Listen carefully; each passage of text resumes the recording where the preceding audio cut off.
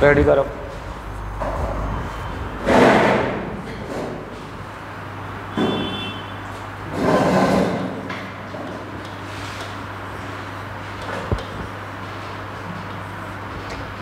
आज हम लोग पढ़ेंगे ग्राफ।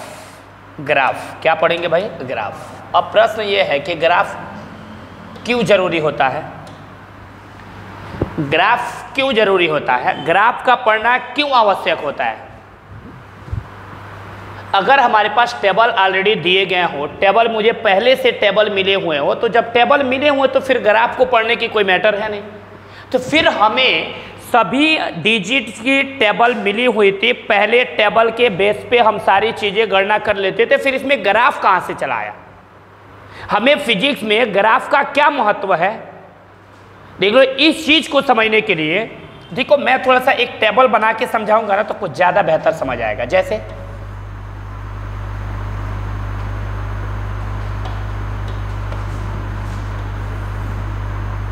अभी तुम खुद समझ जाओगे कि आवश्यक क्यों है।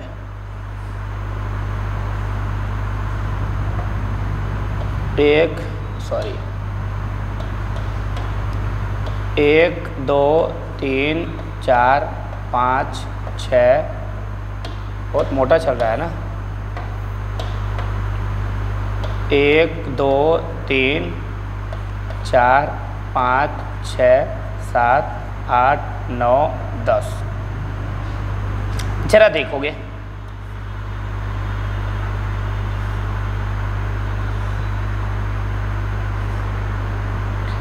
पहले मैं समझा रहा हूं कि ग्राफ आवश्यक क्यों है, क्यों इसकी जरूरत पड़ी, मैं समझा रहा हूं। जैसे यहां पे मैं लिखा हूं, ये एक रन है, क्रिकेट खेलते हैं उसी को एग्जांपल ले लेते हैं। ये ओवर है यहाँ पे और यहाँ पे रन है। यहाँ पे जरा गौर करना, क्रिकेट मैच खेलते हो उसमें ओवर भी होता है और मैच होता है, तो हर ओवर में कुछ ना कुछ रन भी बनते हैं। मैं ग्राफ क्यों आवश्यक है पढ़ना, ग्राफ की जरूरत हमारे लाइफ में क्यों पड़ी? फिजिक्स में डाटा एनालिसिस के लिए मुझे ग्राफ की जरूरत क्यों पड़ी? पहले इस चीज को समझ रहे हैं। हमारे पास ये ओवर है 10 ओवर तक। मैंने बोला पहले ओवर में 2 रन बने, दूसरे ओवर में 10 रन बने, तीसरे में 3 बने, चौथा में 2 बने, पांचवा में 1 बने, छठवां में 8 बने, सातवां में 9, 10वां में 13 रन बने, 9वां में फिर 0 मेडन गया, फिर से 10वां में 4 रन बना। ये ऐसे। तो मैंने कहा कि इसमें बताओ सबसे अधिक रन किस ओवर में बना? बोलो। 8वां में। तुम्हें क्या करना पड़ा? ऊपर से देखते आए ना, पहला में कितना बना, दूसरा में, तीसरा में, चौथा में, ऊपर से देखते हुए आए हो ना, तो आप देखें कि हाँ इसमें तो 13 रन बना। अगर ऐसे ऐसे आपको ये मिले कि 50 ओवर का देखना हो, 50 ओवर का, तो देखोगे तो थोड़ा इधर उधर नहीं हो जाएगा? थोड़ा सा डिस्टर्ब होगा तो कोई और हो जाएगा। यानी बड़ी गौर से देखना पड़ेगा ना, सब एक एक करके देखना पड़ेगा, तो टाइम लॉस होगा ना। टाइम लॉस होगा कि नहीं होगा? लेकिन अगर इस ग्राफ को मैं थोड़ा सा इसको ग्राफीय विधि से समझाऊं, ऐसे ये 0 1 2 3 4 5 6 7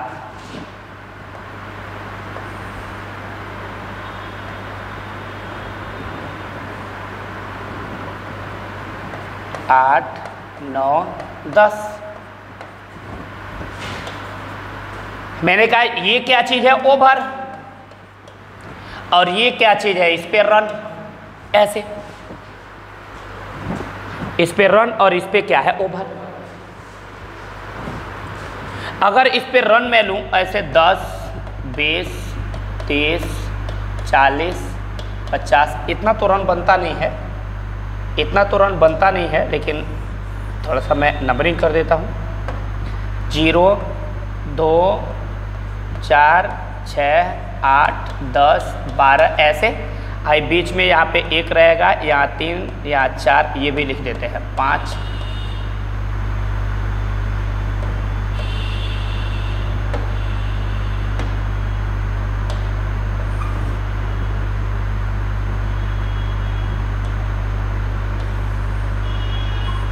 थोड़ा साफ साफ लिख देते हैं, तुम लोग को डाउट होने लगेगा ऐसे।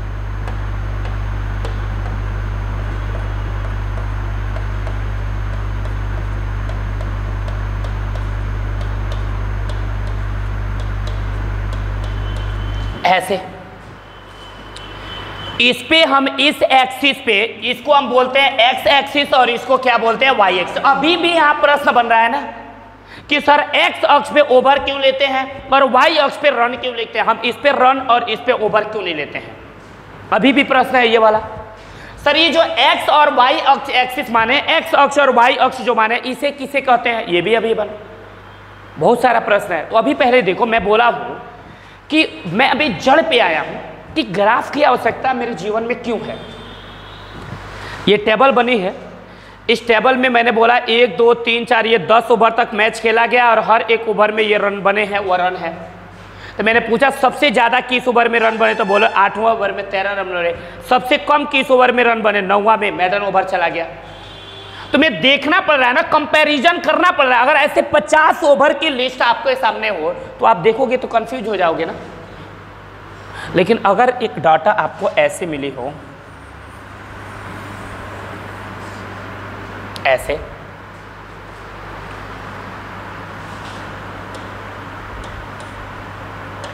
ऐसे एक डाटा, सॉरी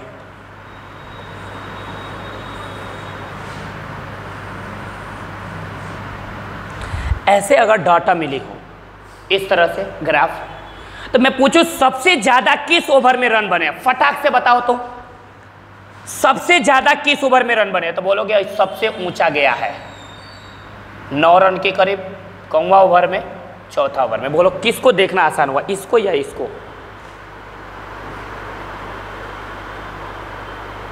कहोगे जाहिर सी बात है, अगर मैं पूछूं इसमें सबसे ज्यादा रन किस ओवर में बने हैं, सबसे ज्यादा रन किस ओवर में बने हैं, तो आप खुद अंदाजा लगा सकते हो। देखोगे ग्राफ सबसे ज्यादा ऊंचा कहां पे है, तो देखोगे ग्राफ तो सबसे ज्यादा ऊंचा यहां पे है। इसका मतलब ये वाला जो ओवर होगा, ये वाला जो ओवर होगा, इस ओवर में सबसे ज्यादा रन बने होंगे। तो ये ओवर कौन सा होगा, चौथा। और इस ओवर में रन कितना बने हैं बाबू, 10। बोलो क्लियर हो गया ना। सबसे कम किस ओवर में रन बने, तो देखोगे ग्राफ सबसे डाउन कहां पे है, यहां पे है ना। तो ये कौन सा ओवर होगा बाबू, 9वां। और 9वां ओवर में कितना रन बना होगा, 1। क्या बात समझ में आया कि नहीं आया? अब बोलो क्या इतना तुम्हें कंपैरिजन करना पड़ा क्या, इसमें माथा पेची करना पड़ा क्या? नहीं। सबसे हाइट कौन सा है वह देखे, सबसे लोअर कौन सा है वह देख लिए बस। बोलो भाई सबसे हाइट पॉइंट कौन सा है वह देख लिए, सबसे नीचे वाला पॉइंट कौन सा है वह देख लिए, तुम्हें अधिकतम और कम का पता चल गया। बोलो किसको एनालिसिस करना सबसे आसान हुआ, इसको या इसको? इसको। तो ये क्या कर रहा है, हमारे काम को आसान कर रहा है ना। बोलो भाई, तो अब बोलो ग्राफ की आवश्यकता क्यों पड़ी, क्यों? हमारी डाटा को बड़ी आसानी से कैलकुलेट जो कर रहा है अरे यार ग्राफ क्यों बनाया गया, कोई तुमसे पूछेगा ना प्रश्न कि यहाँ टेबल रहते हुए इसकी जरूरत क्यों पड़ी, तो बोलोगे ग्राफ से जो डाटा होती है बड़ी आसानी से उसका एनालिसिस किया जा सकता है, लेकिन टेबल से आसानी से एनालिसिस नहीं किया जा सकता है। यानी डाटा को कम टाइम में अध्ययन करने के लिए किसका जरूरत पड़ता है, ग्राफ का। कोई पूछे ग्राफ की आवश्यकता क्यों पड़ी, तो बोलोगे ग्राफ की आवश्यकता इसलिए पड़ी क्योंकि कम टाइम में डाटा को हम आसानी से एनालिसिस कर सकते हैं, आसानी से हम अध्ययन कर सकते हैं, लेकिन इस टेबल से आसानी से अध्ययन नहीं कर सकते हैं। तो अगर अब तुम्हें अपनी भाषा में कोई पूछे कि टेबल और ग्राफ में सबसे आसान क्या है, तो क्या बोलोगे?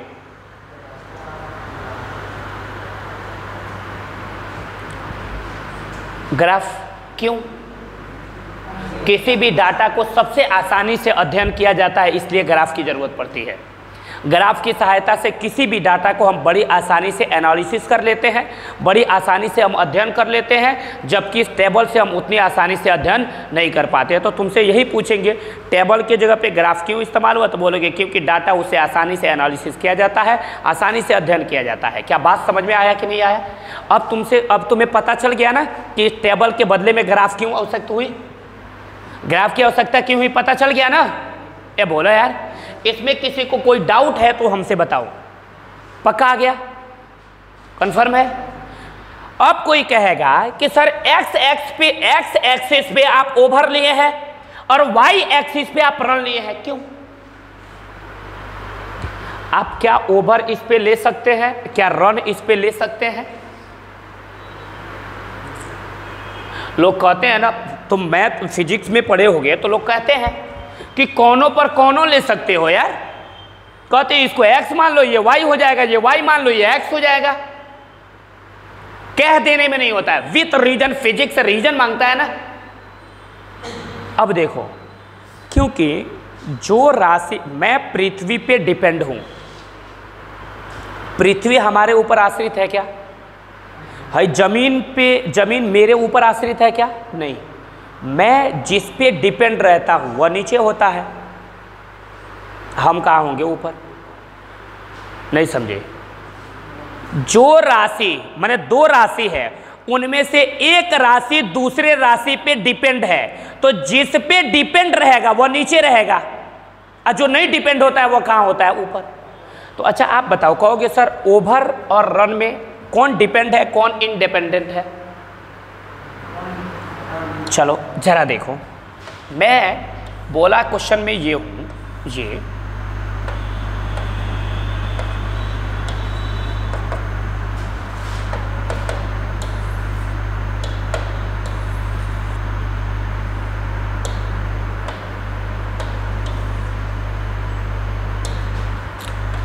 मैं बोला हूं यहाँ पे इससे पहले ओवर लिए थे और इस पे क्या लिखे थे? हम रन लिए थे। किसी ने कहा नहीं आप इस पे रन ले लीजिए और इस पे ले लीजिए ओवर। मैंने कहा नहीं, तो क्यों नहीं? क्यों? एक्स एक्सिस पे हम ओवर ही क्यों लिखेंगे, हम रन क्यों नहीं ले सकते? तो देख लेना, जो राशि किसी राशि पे डिपेंड रहेगी, तो जिस पे कोई राशि डिपेंड रहेगी वह नीचे रहेगा, और जो डिपेंड रहेगा वो ऊपर रहेगा। जिस पे डिपेंड रहेगा वह नीचे, और जो डिपेंड रहेगा वह कहाँ रहेगा? ऊपर। अच्छा ठीक है सर, रन और ओवर में कौन डिपेंड किस पे है? ठीक है, क्या ओवर पे रन डिपेंड है कि रन पे ओवर डिपेंड है? तुम बताओ। ठीक है, कह रहे हो रन पे ओवर डिपेंड है।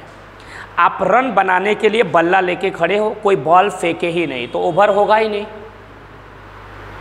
कोई ओवर होगा ही नहीं। फील करो, आप बल्ला लेके ऐसे खड़े हो रन बनाने के लिए, कब मैं रन बनाऊंगा, और पता चले उधर से कोई बॉल फेंकेगा तब तो ओवर होगा। बॉल वो फेंक ही नहीं रहा है, वो बॉल फेंक ही नहीं रहा है, तो जब फेंकेगा नहीं, ओवर होगा नहीं, तो क्या रन बनेगा? इसका मतलब कि रन ओवर पे डिपेंड नहीं है, रन ओवर पे डिपेंड नहीं है। नहीं समझे? फील करो, फील करो जरा। बैट्समैन बल्ला लेके खड़ा है रन बनाने के लिए, गेंद फेंकबे नहीं किया, गेंद नहीं फेंका, इसका मतलब ओवर हुआ ही नहीं। तो अगर ये रन ऊपर पे डिपेंड नहीं रहता तो रन बनता रहता है, रन बनता है। लेकिन वो बॉल फेंक ही नहीं रहा, ओवर हो ही नहीं रहा है, तो रन कहां से बनेगा? दूसरे शब्दों में रन बनाने वाला कह रहा है कि मैं रन नहीं बनाऊंगा, मैं बल्ला लेके चुपचाप खड़ा रहूंगा।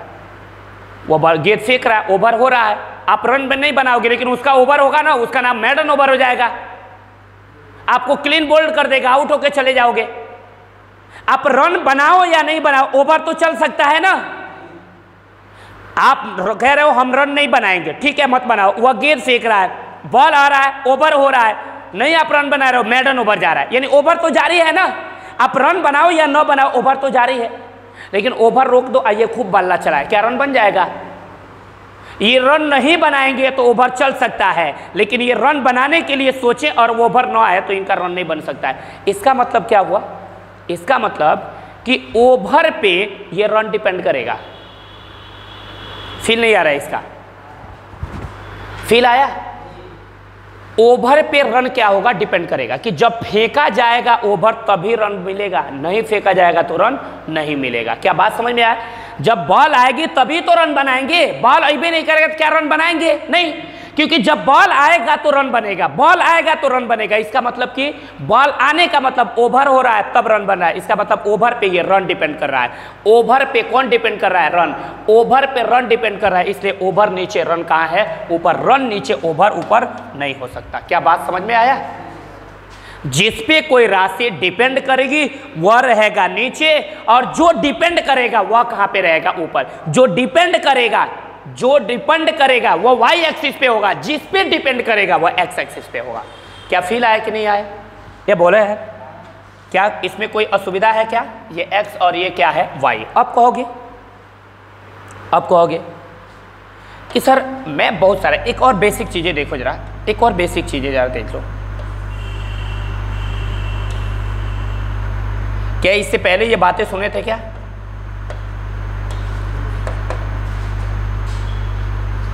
हम देखे हैं, ये मूल बिंदु है।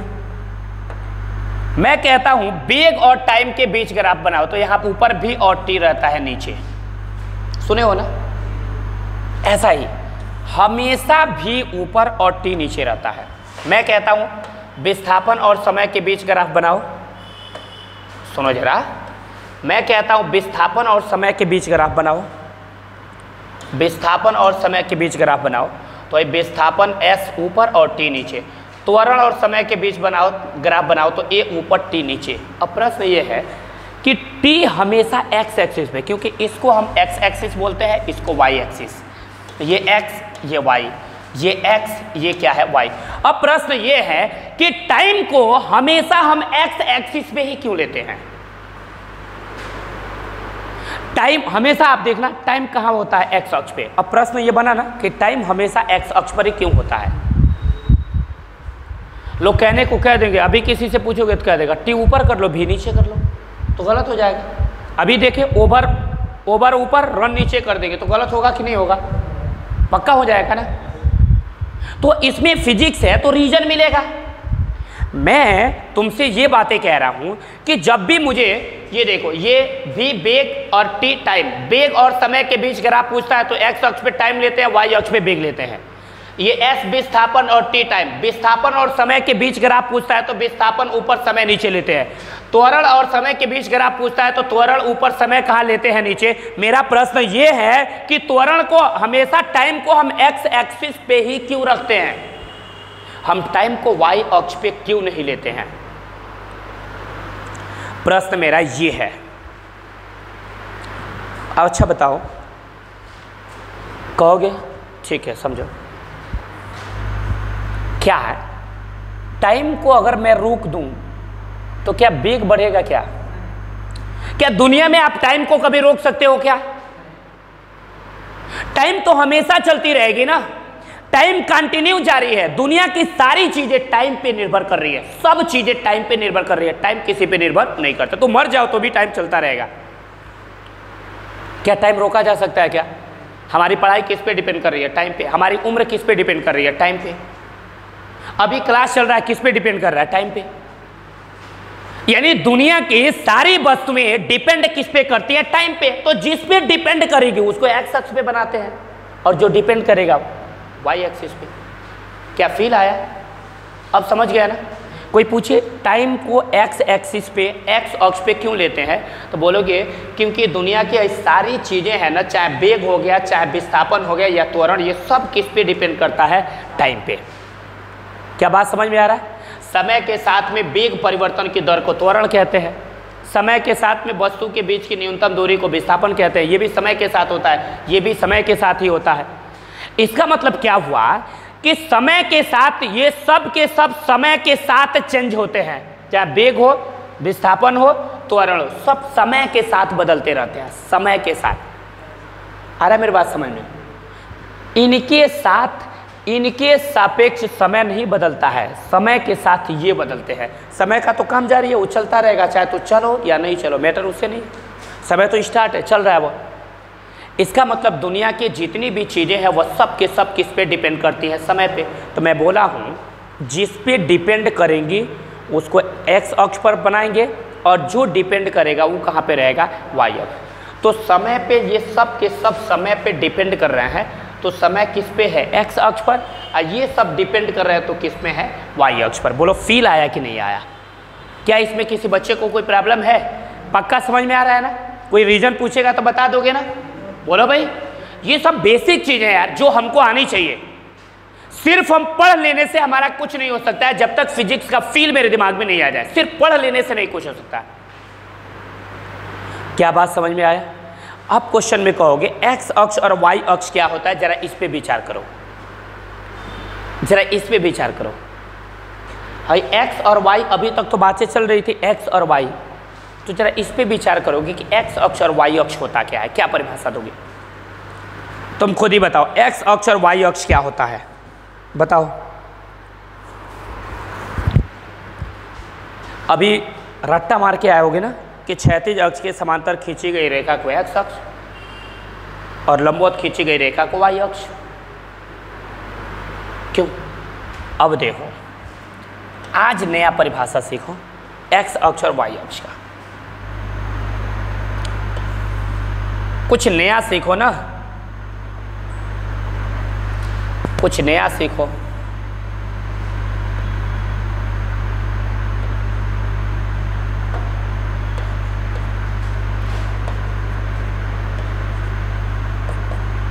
ये मूल बिंदु। क्या जितनी मैं बातें बोल रहा हूं ये तुम्हारे दिमाग में आ रहा है कि नहीं आ रहा है? कंफर्म आ रहा है ना? कोई डाउट नहीं हो रहा है इसमें? इसको कहते हैं मूल बिंदु। इसको क्या बोलते हैं? मूल बिंदु। अगर मैं पूछूं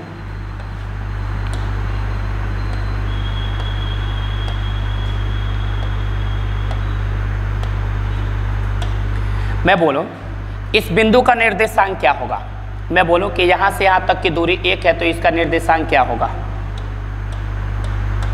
बोलोगे 1,0 होगा। अगर यहां से यहां तक की दूरी 2 है तो इसका निर्देशांक 2,0 होगा। क्यों? अगर यहां से यहां तक का निर्देशांक 3 हो तो बोलोगे 3,0। इधर चलते हैं तो -1 -2 -3 होता है ना, ये बोले है। तो अगर इस बिंदु का निर्देशांक पूछेंगे तो -1,0, इसका पूछेंगे तो -2,0, इसका पूछेंगे तो -3,0। क्या ये नहीं बताओगे क्या? क्यों कहोगे ये 0 क्यों नहीं है? क्योंकि इस लाइन पे न हम ऊपर जा रहे हैं और न ही कहां आ रहे हैं, नीचे। क्योंकि हम जानते हैं कि इस लाइन पे आगे पीछे अगर हम जाते हैं तो x का मान बढ़ता है और x का मान क्या होता है, घटता है। अगर ऊपर जाते हैं तो y का मान बढ़ता है, y का मान क्या होता है, घटता है। मान लो यहां ऊपर चले गए तो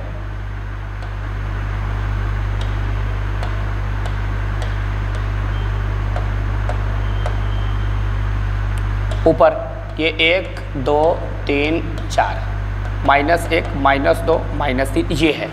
तो इस लाइन से ऊपर जाएंगे तो y का मान 1 2 3 4 बढ़ेगा ना।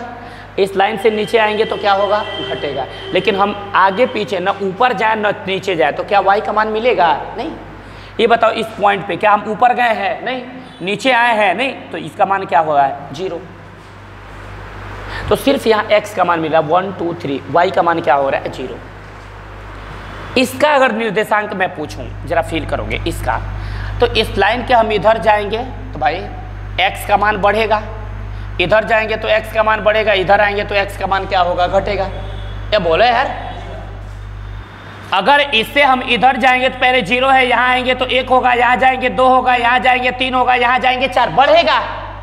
इधर आएंगे तो -1 -2 -3 -4, इधर आएंगे तो घटेगा। लेकिन अगर हम इस लाइन से न इधर जाए न इधर है तो क्या y का मान घटेगा या बढ़ेगा? नहीं।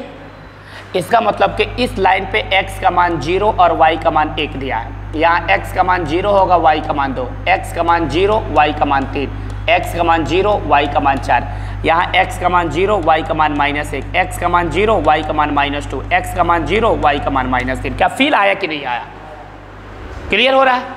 तो आप देखोगे इस x अक्ष पर y का मान 0 मिल रहा है और y अक्ष पर किसका मान 0 मिल रहा है, x का। तो परिभाषा निकाल सकते हैं ना कि वह अक्ष जिस पे y का मान 0 होता है उसे क्या कहते हैं, x अक्ष, और वह अक्ष जिस पे x का मान 0 होता है उसे क्या कहते हैं, y अक्ष। This is the best formula.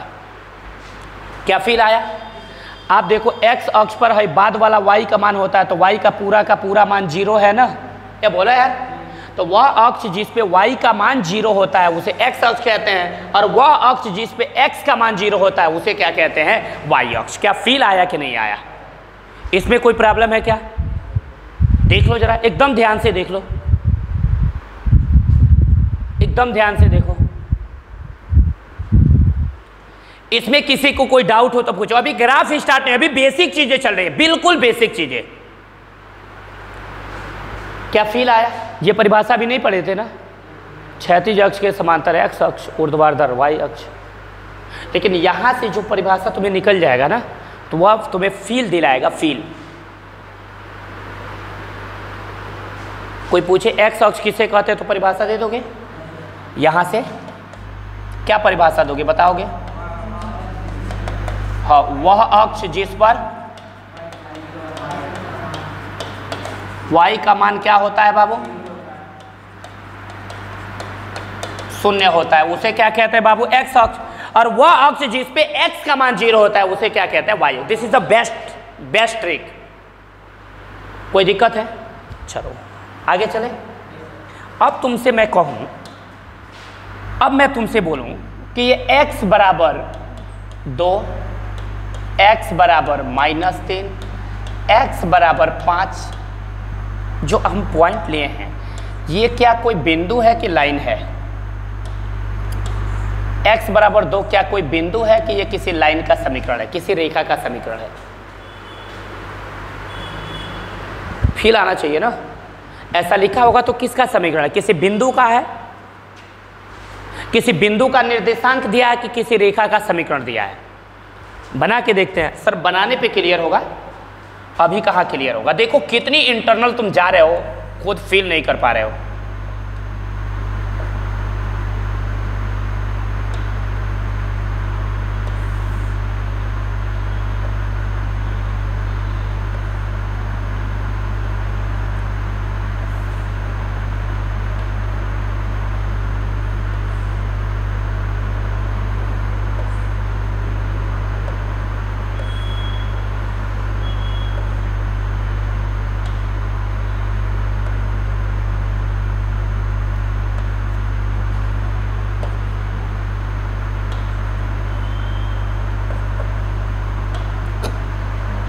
x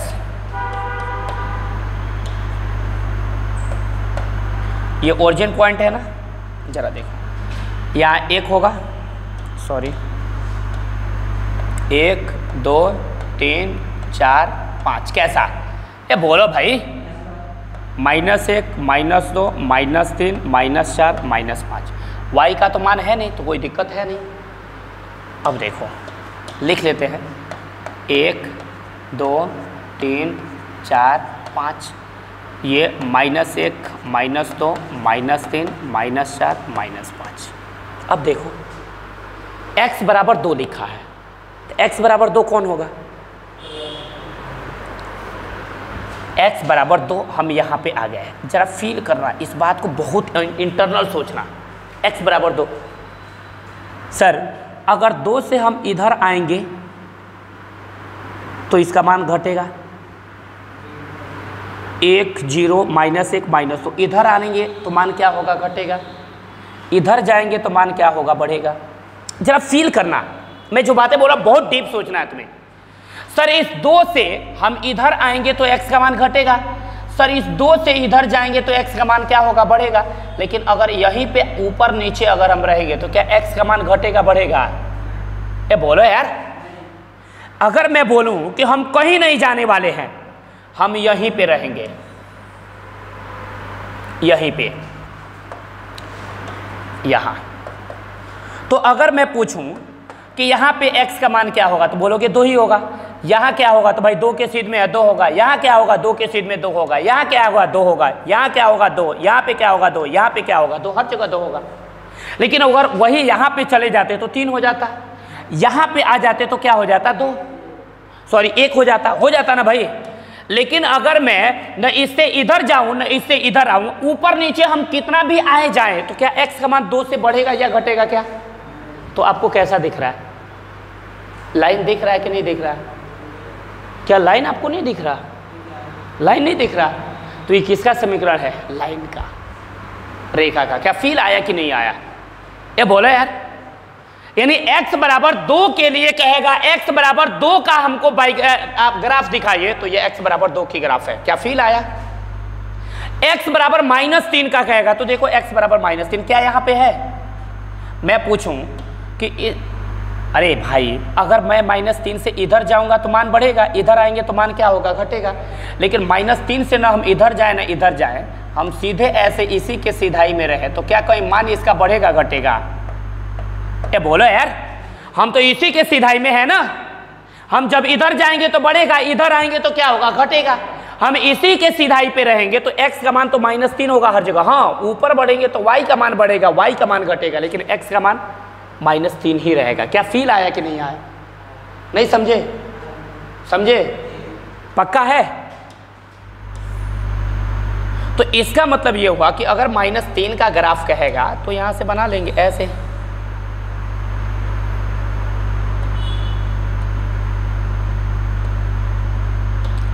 x बराबर -3 का है। क्या फील आया कि नहीं आया? मजा आ रहा है पढ़ने में इसको। अब x बराबर 5 का कहेगा तो यहाँ पे एक लाइन ड्रा करेंगे, ये x बराबर 5 का होगा। क्या फील आ रहा है कि नहीं आ रहा है? इसमें किसी बच्चे को कोई डाउट हो तो पूछ सकता है। बोलो भाई, क्या ये ग्राफ आया? सर ये x = 2 का ग्राफ है, ये x = -3 का है, ये x = किसका है? 5 का है। क्या फील आया? कोई प्रॉब्लम है? पक्का बना लोगे ना? कोई असुविधा नहीं है? ऐसे अगर y = बनाने को कहे तो y बराबर भी तो बना सकते हो। बोलो भाई, जरा y बराबर बनाते हैं हम लोग। ऐसे दे दें, y = 2 दे दें, y = -1 दे दें, y बराबर 3 दे दें। इसका ग्राफ कैसे बनाओगे? तो सेम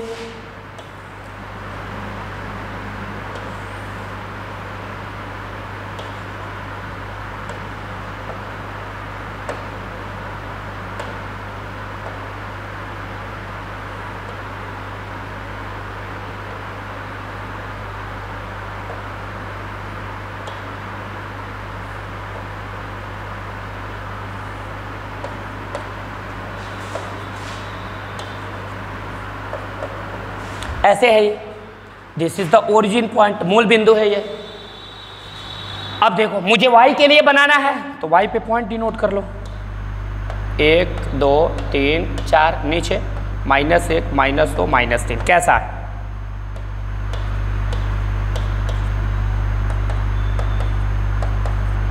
अब किसका कह रहा है? y बराबर 2 पे कह रहा है ना। चलो y बराबर 2 को चुन लो। देखो यही वाला पॉइंट है ना, y बराबर 2। ये बोले है ठीक। सर इस लाइन से ऊपर जाएंगे तो y का मान क्या होगा? बढ़ेगा। बोल नहीं रहे हो यार, मज़ा नहीं आएगा नहीं बोलोगे तो। देखो ये 2 है, 2 से ऊपर अगर हम ऊपर जाएंगे तो y का मान क्या होगा? बढ़ेगा। और नीचे आएंगे तो y का मान, अगर यही इसी के सीधाई पे रहेंगे तो y का मान न बढ़ेगा ना y का मान क्या होगा? घटेगा। अगर मैं पूछूं यहाँ y का मान बताओ कितना होगा? यहाँ y का मान बोलो कितना होगा? तो बोलोगे सर ना ऊपर गया ना नीचे आया, 2 के सीधाई में है तो 2 होगा। मैं बोलूँ यहाँ y का मान बोलो क्या होगा? तो बोलोगे सेम, तो 2 के सीधाई में 2 होगा, क्योंकि ऊपर जाएंगे तो बढ़ेगा, नीचे आएंगे तो घटेगा। ना हम ऊपर जा रहे हैं ना नीचे आ रहे हैं, इसी के सीधाई में है, तो इसका मतलब ना बढ़ेगा ना क्या होगा? घटेगा। इसका मतलब अगर इसको लेके हम ग्राफ खींचे ऐसे, इसको लेके ग्राफ बनाया तो ये x = कितने का ग्राफ होगा? 2 का। सॉरी y बराबर कितने का ग्राफ होगा? y बराबर 2 का ग्राफ होगा। क्या बात समझ में आ रहा है कि नहीं आ रहा है? अब y बराबर -1 का कहेगा तो क्या करोगे? हाँ, y बराबर -1 यहाँ पे है, इसको लेके यहाँ खींच दोगे, ये y बराबर -1 का। y बराबर 3 का कहेगा तो y बराबर 3 का, ये हो जाएगा। क्या फील आ रहा है कि नहीं आ रहा है? ये बोलो यार, क्या ग्राफ समझने में इंटरेस्ट है कि नहीं? अभी ये सिर्फ तुम्हें बता रहे हैं कि एक एक ये वर्ड की ग्राफ में बता रहा हूँ, एक एक वर्ड की बता रहा हूँ। अभी बहुत सारे ग्राफ मिलेंगे। अभी मुझे पूरा का पूरा स्लोप पढ़ना बाकी है, पूरा का पूरा ढाल पढ़ना बाकी है। उस बेस पे कम से कम 10-12 न्यूमेरिकल क्वेश्चन होंगे, बेहतरीन लेवल्स के होंगे, अभी वो बाकी है। क्या इतना तुम्हें फील आया कि नहीं आया? इसमें किसी को कोई असुविधा है क्या? पक्का आ जा रहा है ना? कन्फर्म है? तो ये अभी बिल्कुल ग्राफ से रिलेटेड बेसिक कंसेप्ट चला है। बोलो इसमें कोई डाउट है क्या? पक्का समझ में आ गया ना?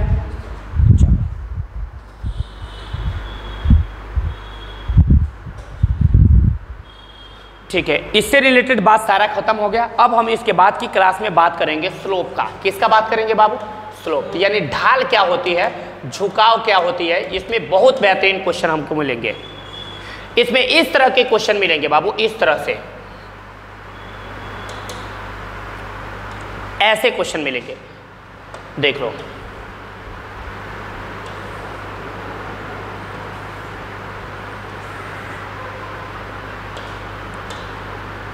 क्वेश्चन में बोल देगा, क्वेश्चन में कि एक बॉल यहां पे रखी है,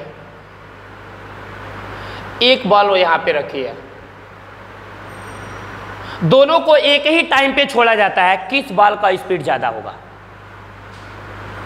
इस बॉल का स्पीड किस पे डिपेंड करेगा, क्या मेरी बात समझ में आ रहा है। स्पीड जिस पे डिपेंड करेगा वो किस पे डिपेंड करेगा। उसके बाद ये बॉल जिस झुकाव पे स्थित है, सॉरी, जिस ये झुकाव पे स्थित है, ये बॉल जिस झुकाव पे स्थित है, इस झुकाव के लिए क्या फार्मूला बनेगा। इसके बाद की क्लास में हम पूरी की पूरी इसकी डिटेल्स में चर्चा करेंगे, पूरा डिटेल्स में बात करेंगे। क्या बात समझ में आ रहा है, समझ रहे हो। तो बहुत वीडियो की ड्यूरेशन लेंदी ना हो जाए, इसलिए हम अपनी क्लास आज यहाँ पे ओवर कर रहे हैं, फिर इसके बाद कल मिलेंगे। Thank you.